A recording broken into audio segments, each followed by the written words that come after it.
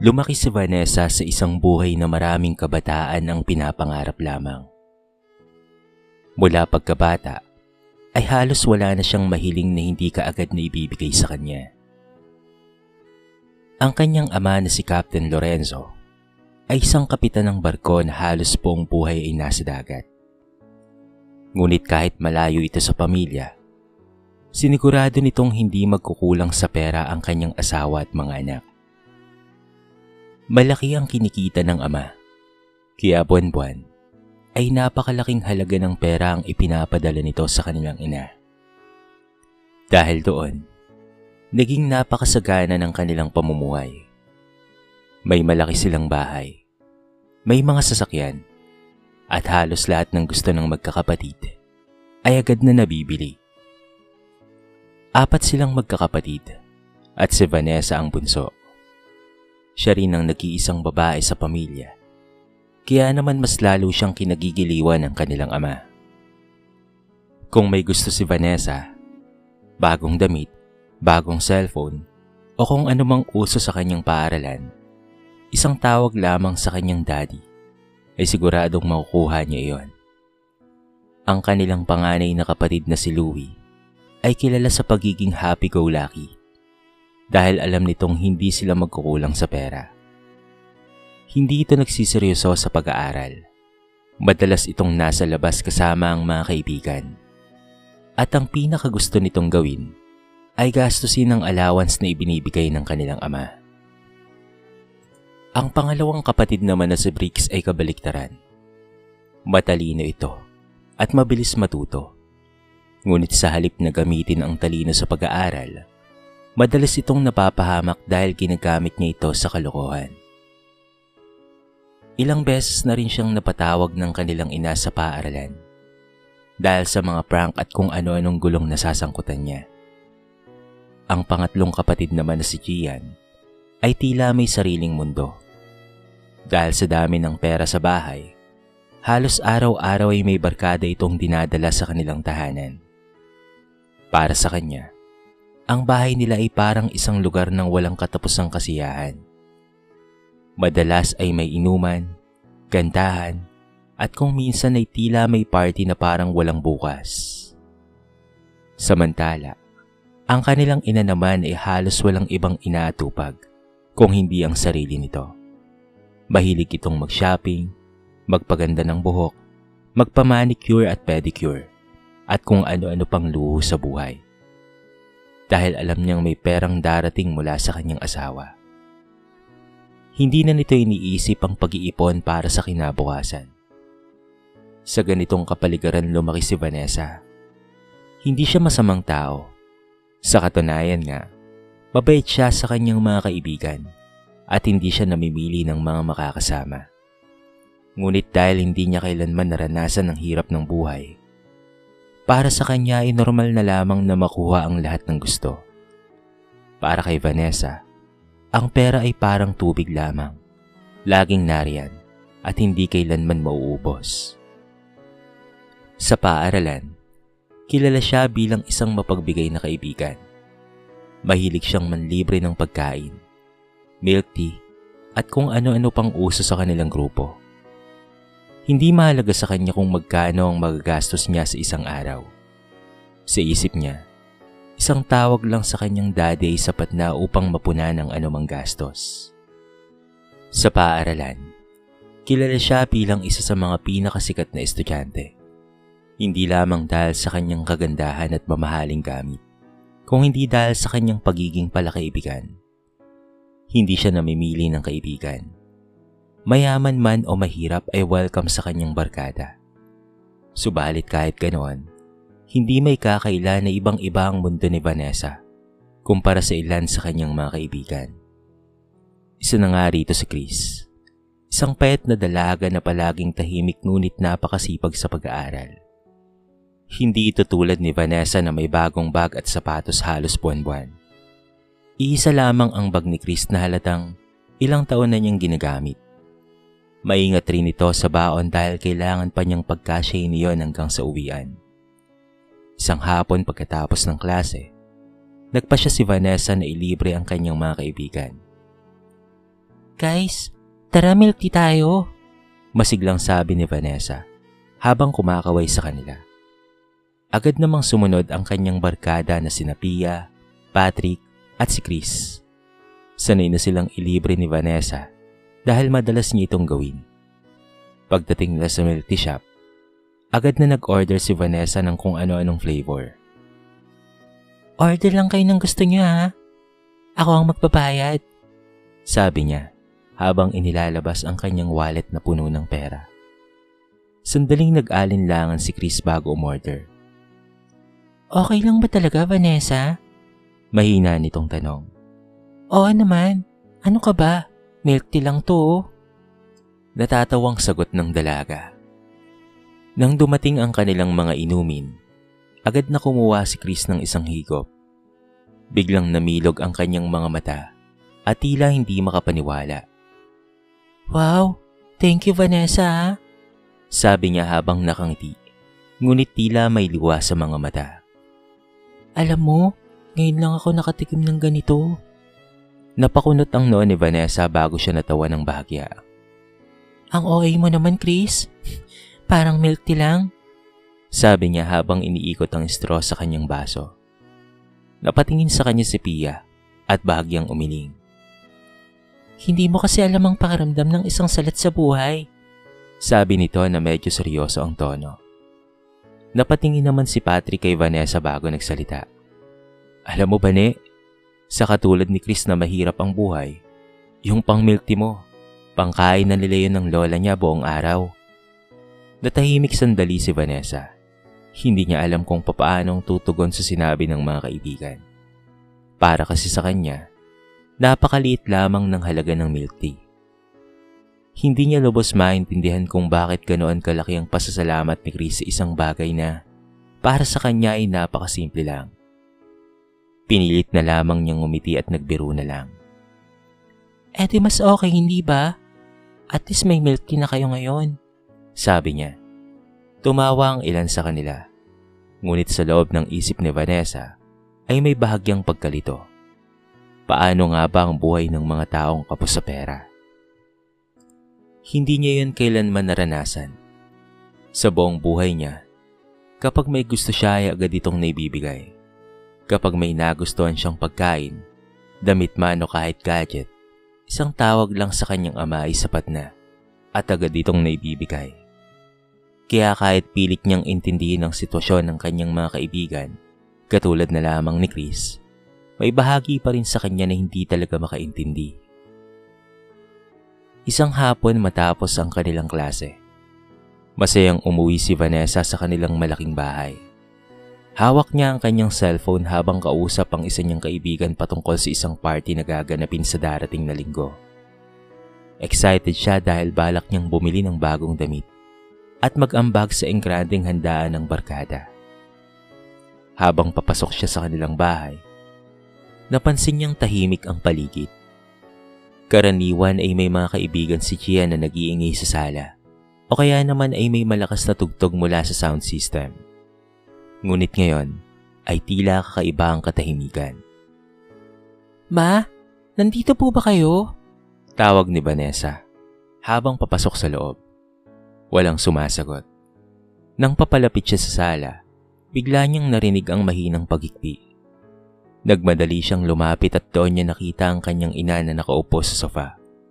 Hawak ang cellphone at umiiyak ng malakas. Ma, ano nangyari? Nagtatakang tanong ni Vanessa. Hindi kaagad nakapagsalita ang kanyang ina. Nanginginig ang mga kamay nito habang patuloy sa pag-agos ng luha sa kanyang mukha. Si daddy mo. Halos hindi mapuon ng ina ang mga salita. Naramdaman ni Vanessa na biglang bumilis ang tibok ng kanyang puso. Anong nangyari kay daddy? Tanong niya. Napahagulgol ang kanyang ina bago tuluyang nasabi ang balita. Naaksidente ang barko nila at si daddy mo. Nakoma siya. Parang tumigil ang mundo ni Vanessa sa sandaling iyon. Hindi niya alam kung ano ang dapat na maramdaman. Hindi niya lubos maisip kung gaano kalala ang sitwasyon. Sa isip niya ay tila napakaraming tanong ang sabay-sabay na pumasok. Tanong kung magigising pa ba ang kanyang ama at kung ano na ang mangyayari sa kanila. Ngunit sa gitna ng mga tanong na yon, may isang bagay na pumasok sa isip niya. Isang bagay na kahit siya ay hindi niya inaasahan. Paano na ang perang balak niyang hingin para sa party sa linggo? Napahinto siya sandali nang mapagtanto niya ang iniisip. Ngunit sa halip na mahiya sa sarili, hindi niya yun masyadong pinansin. Lumipas ang ilang oras at nagsimula nang dumating ang kanyang mga kapatid sa bahay. Si Louie ay gulat na gulat sa balita. "Sigurado po ba kayo?" Tanong nito habang paulit-ulit na naglalakad sa sala. Si Bricks naman ay tahimik lamang na nakaupo sa isang sulok. Tila pilit na inuunawa ang nangyari.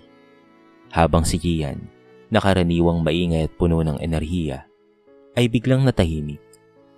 Wala siyang masabi habang nakatingin lamang sa sahig. Sa unang pagkakataon, tila nawala ang ingay at ang kasiyahan sa kanilang bahay. Lumipas ang mga araw ngunit walang nagbago sa kalagayan ni Captain Lorenzo. Nasa ospital pa rin ito sa ibang bansa at patuloy na nakaratay sa kama habang may mga nakakabit na makina. Patuloy ring dumarating ang mga tawag at balita sa kumpanya ng kanilang ama patungkol sa kalagayan nito. Ngunit habang tumatagal ang panahon, may isang bagay na hindi napapansin ng pamilya. Habang ang kanilang ama ay nakikipaglaban para sa kanyang buhay, ang pamilyang iniwan nito ay tila hindi pa rin lubos na nauunawaan ang bigat ng nangyayari. Para kay Vanessa, ang lahat ay parang isang malabong pangyayari lamang. Parang isang problema na lilipas din. Hindi pa niya alam na ang araw na yon ang simula ng pinakamalaking pagbabago sa kanyang buhay. Isang pagbabagong magbubukas sa kanyang mga mata sa realidad na matagal na niyang hindi nakikita. Lumipas pa nga ang ilang mga linggo, ngunit nanatiling nakaratay sa ospital si Captain Lorenzo. Hindi pa rin ito nagigising mula sa pagkakoma. Sa bawat araw na lumilipas, lalo lamang tumitindi ang pag-aalala ng kanilang pamilya. Noong una, iniisip ng lahat na kakayanin naman ng kumpanya ng kanilang ama ang lahat ng gastusin sa ospital. Ngunit habang tumatagal, unti-unti nilang nalaman ang katotohanan. May limitasyon lamang pala ang sagot ng kumpanya sa pagpapagamot ng kanilang ama.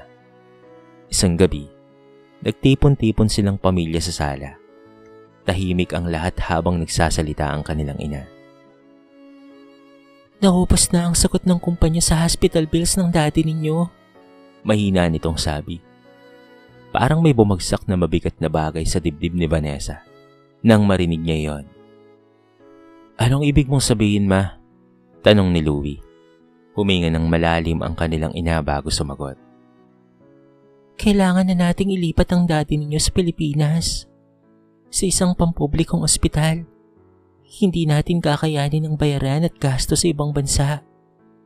Nagkatinginan ang magkakapatid. Sa unang pagkakataon, naramdaman nilang hindi pala walang hanggan ang perang kinagisnan nila. Sa mga sumunod na linggo, nagsimula na ang mga pagbabago sa kanilang buhay. Ang kanilang malaking bahay na dati ay puno ng ingay at kasiyahan ay unti-unting naging tahimik. Isa-isa ring nawala ang mga bagay na dati ay normal lamang sa kanila. Una ay naibenta ang isa sa kanilang mga sasakyan. Sumunod ay ang ilang mga mamahaling gamit sa bahay. Hanggang sa dumating ang araw na sinabi ng kanilang ina na kailangan na rin nilang ibenta ang mismong bahay. Hindi makapaniwala si Vanessa habang pinapanood ang mga taong naglalabas ng mga gamit mula sa kanilang tahanan. Doon niya unang naramdaman ang kakaibang takot. Takot na hindi niya kailanman naranasan noon. Ito ay ang takot na mawalan. Hindi rin nagtagal, ay kinailangan ring tumigil sa pag-aaral ang magkakapatid. Wala na kasing sapat na pera para ipagpatuloy ang kanilang pag-aaral. Si Louie na dati ay walang iniisip kung hindi ang paggala, ay napilitan ng maghanap ng trabaho. Si Bricks na matalino ay biglang natahimik. Tila nagsisisi sa mga panahong sinayang niya ang kanyang talino sa kalokohan. Si Gia naman ay hindi na nagdadala ng barkada sa bahay. Wala na ring party. Wala nang malakas na tugtog. Ang bahay na dati parang lugar ng walang katapusang kasiyahan ay napalitan ng katahimikan at pag-aalala. Isang gabi, nakaupo si Vanessa sa gilid ng kanyang kama habang iniisip ang lahat ng nangyari. Doon biglang pumasok sa kanyang isip ang eksena sa milk tea shop kasama ang kanyang mga kaibigan. Naalala niya ang sinabi ni Chris at ang mga paliwanag ni Pia at Patrick patungkol sa hirap ng buhay. Noon ay tila hindi niya maintindihan kung bakit napakalaking bagay para kay Chris ang simpleng milk tea. Ngunit ngayon, habang unti-unting nawawala sa kanila ang lahat ng kanilang ari-arian, nagsisimula niyang maramdaman ang bigat ng realidad. Sa unang pagkakataon sa kanyang buhay, napagtanto ni Vanessa na ang pera ay hindi pala habang buhay na nandyan. At ang marangyang mundong kinagisnan niya ay unti-unti nang naglalaho. Ngunit hindi niya pa alam na ang mga pagsubok na ito ay simula pa lamang ng mas mabigat na hamon na haharapin ng kanilang pamilya. Lumipas ang 6 na buwan mula nang maaksidente si Captain Lorenzo.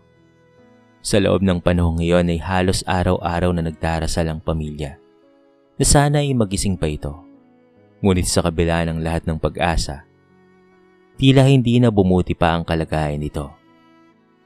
Isang maagang umaga, habang si Vanessa ay naghahanda ng simpleng almusal sa maliit na kusina ng kanilang inuupahang tirahan, tumunog ang cellphone ng kanyang ina. Napansin niyang biglang nanlamig ang mukha ng kanyang ina habang nakikinig sa kausap sa kabilang linya. Maya-maya ay unti-unting bumababa ang cellphone mula sa kanyang tenga. Ma, anong nangyari? Nag-aalalang tanong ni Vanessa. Hindi kaagad nakapagsalita ang kanyang ina. Unti-unti itong napaupo sa silya habang ang mga luha ay kusang tumutulo sa kanyang mga mata. Wala na anak. Wala na ang daddy ninyo. Mahina nitong sabi. Parang may sumaksak sa dibdib ni Vanessa nang marinig ang mga salitang iyon. Hindi siya kaagad nakapagsalita. Para siyang nanigas sa kinatatayuan. Makalipas ang ilang sandali, ay nagsimula siyang umiyak.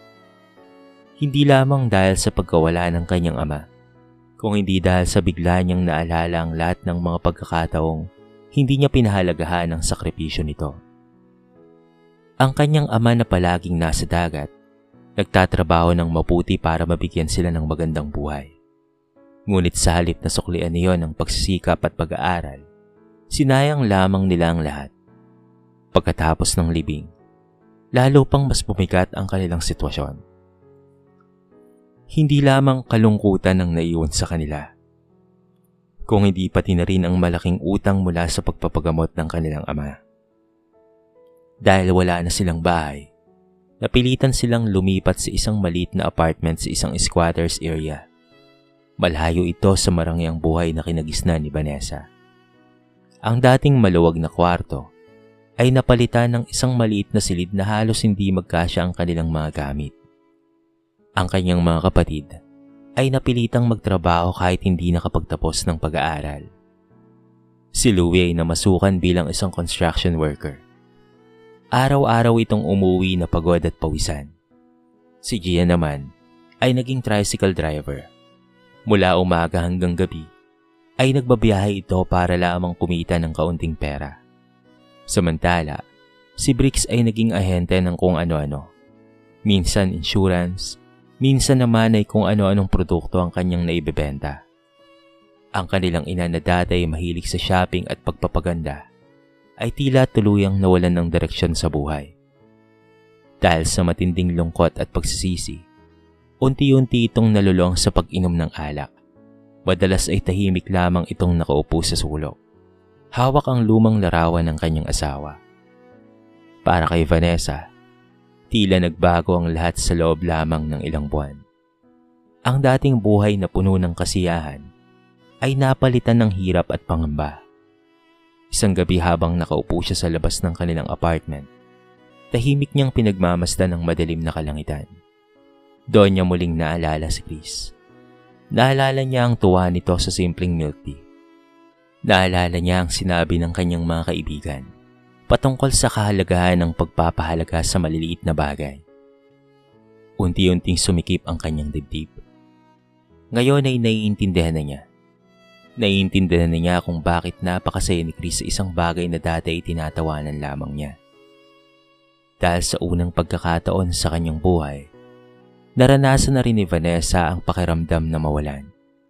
At doon niya napagtanto na ang tunay na halaga ng buhay ay hindi nasusukat sa dami ng pera o ari-arian. Minsan, kailangan munang mawala ang lahat bago mo matutunang pahalagahan ng mga bagay na dati ay hindi mo pinapansin.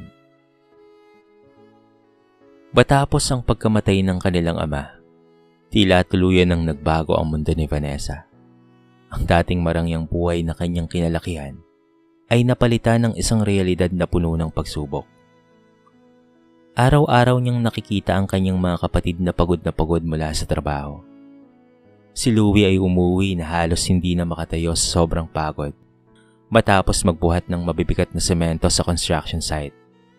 Si Gia naman ay minsan ay gabi na kung makauwi matapos maghapon sa pagbiyahe ng tricycle. At si Briggs ay patuloy na naghahanap ng kung ano-anong paraan para makabenta at kumita ng kahit na kaunting pera. Samantala, ang kanilang ina ay tila tuluyan ng nawalan ng lakas ng loob. Madalas itong tahimik lamang sa loob ng bahay. Minsan ay may hawak na bote ng alak. Minsan naman ay nakatulala lamang sa kawalan. Habang pinagmamasdan ni Vanessa ang lahat ng iyon, unti-unti niyang naramdaman ng isang mabigat na bagay sa kanyang dibdib. Ito ay ang konsensya. Naalala niya ang lahat ng panahong wala siyang ibang iniisip kung hindi ang sarili niyang kasiyahan. Ang mga araw na ginagastos niya ang pera sa kung ano-ano.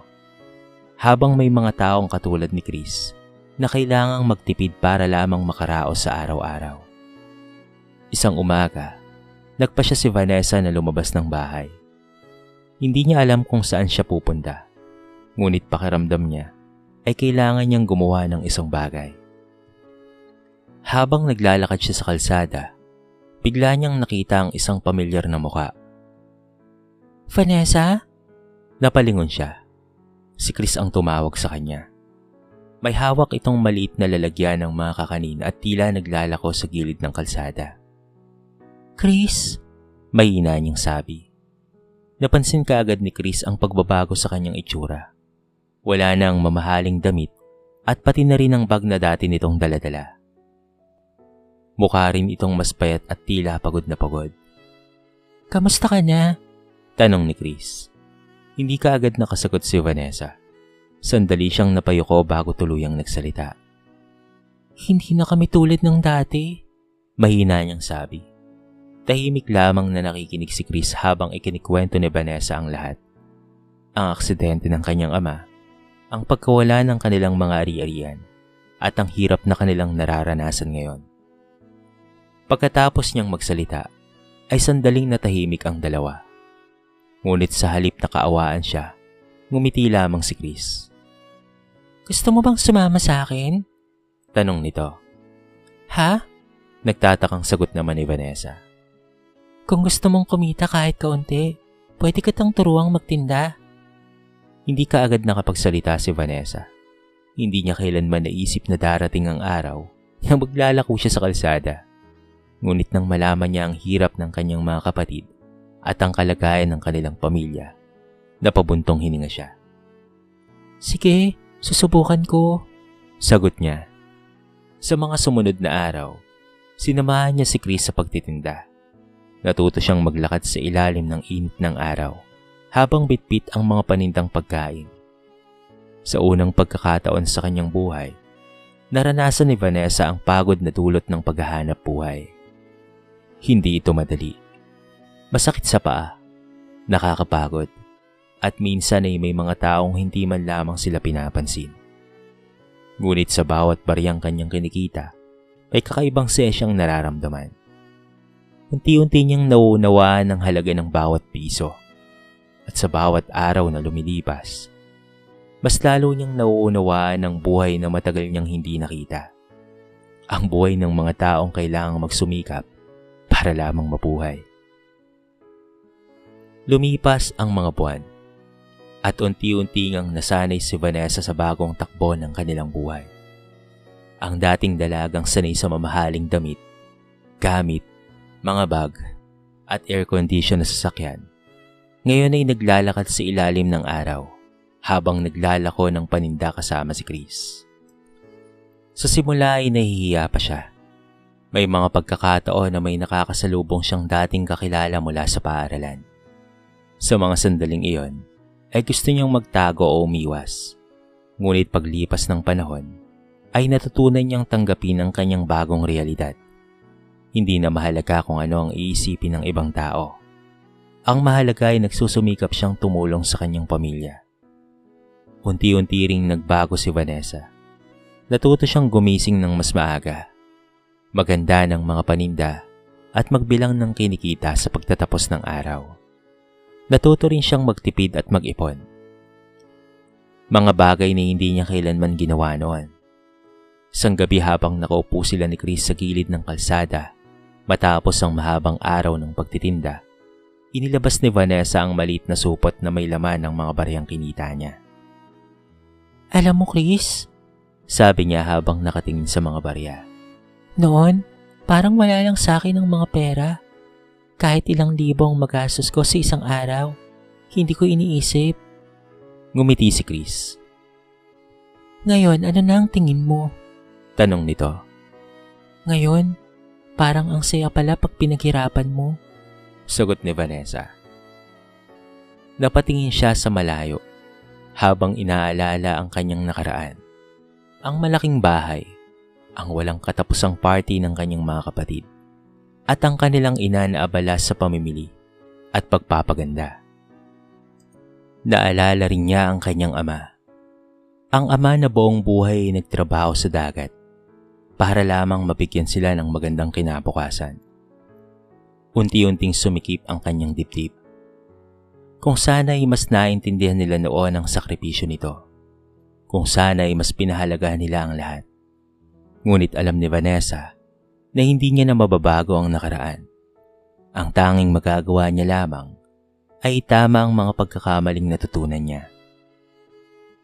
Sa tulong ng kanyang bagong karanasan, nagsimula siyang maging inspirasyon sa kanyang mga kapatid.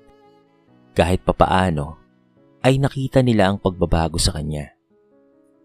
Si Louie ay nagsimulang mag-ipon mula sa kanyang kinikita sa construction site. Si Gian ay naging mas responsable sa kanyang trabaho bilang tricycle driver. Si Bricks naman ay nagsimulang maghanap ng mas maayos na oportunidad sa trabaho. Unti-unti, kahit mabagal, nagsisimulang bumangon ang kanilang pamilya mula sa pinakamadilim na yugto ng kanilang buhay. Isang araw habang naglalakad sila ni Chris, napadaan sila sa isang milk tea shop. Napahinto si Vanessa at napangiti. Naalala mo ba nung nilibre kita dito noon? Tanong niya. Tumawa si Chris. Oo naman. Huminga ng malalim si Vanessa bago nagsalita. Ngayon, alam ko na yung sagot. Naiintindihan ko na kung bakit napakasaya mo noon sa simpleng milk tea. Tahimik na tumango si Chris. Hindi kasi sa presyo yon, sabi nito. Minsan ang tunay na halaga ng isang bagay ay nasa kung papaano mo itong pinaghirapan at pinahalagahan. Napatingin si Vanessa sa baso ng milk tea na hawak niya. Ngayon ay alam na niya ang ibig sabihin ng mga salitang iyon. Dahil sa wakas, ay natutunan na niya ang pinakamahalagang aral sa buhay, na ang tunay na kayamanan ay hindi nasusukat sa dami ng pera, kung hindi sa kakayaang magsikap, magpasalamat at umunawa sa buhay ng iba. Hindi man naibalik pa sa ngayon ang kanilang dating marangyang buhay, umaasa pa rin ang kanilang pamilya na balang araw ay giginhawa muli sila. At kapag dumating ang araw na yon, ay hindi na nila sasayangin pa, sapagkat natutunan na nila ang kahalagahan ng tamang paghawak ng pera, malaki man ito o maliit. Sa kwentong ito ay marami tayong mapupulot na aral. Hindi habang buhay ang kayamanan. Ang pera at karangyaan ay maaaring mawala anumang oras. Kaya mahalagang matutong mag-ipon at maging responsable sa paggamit nito. Pahalagahan ang sakripisyo ng mga magulang. Tulad ng ama ni Vanessa na nagsumikap sa dagat para sa pamilya, mahalagang suklian ang paghihirap ng mga magulang sa pamamagitan ng pagsisikap at pagiging responsable. Matutong makontento at magpasalamat. Minsan, ang mga simpleng bagay tulad ng milk tea ay napakahalaga na para sa ibang tao. Ang tunay na kasiyahan ay hindi nasusukat sa presyo ng bagay, kung hindi sa pagpapahalaga dito. Ang kahirapan ay maaaring maging daan sa pagbabago. Nang mawala ang kanilang kayamanan, doon natutunan ni Vanessa ang tunay na halaga ng pera, pagsisikap, at buhay. At ang huling aral, ang tunay na kayamanan ay nasa mabuting puso at pagsusumikap.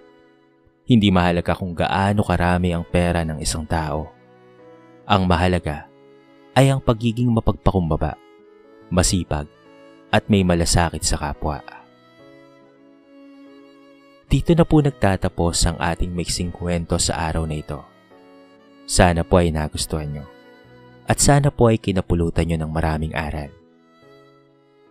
Kayo mga kabarangay, ano po ang masasabi nyo sa ating kwento? I-comment nyo naman sa baba ang inyong mga reaksyon at babasahin natin ang lahat ng yan. I-comment nyo na rin kung taga saan kayo para naman malaman ko kung hanggang saan nakaabot ang video na ito. Paki-like and share na rin po ang ating kwento para mapakinggan rin ng iba.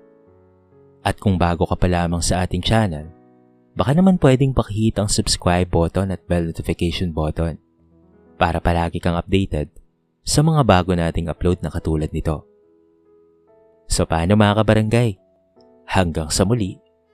Thank you so much and peace out.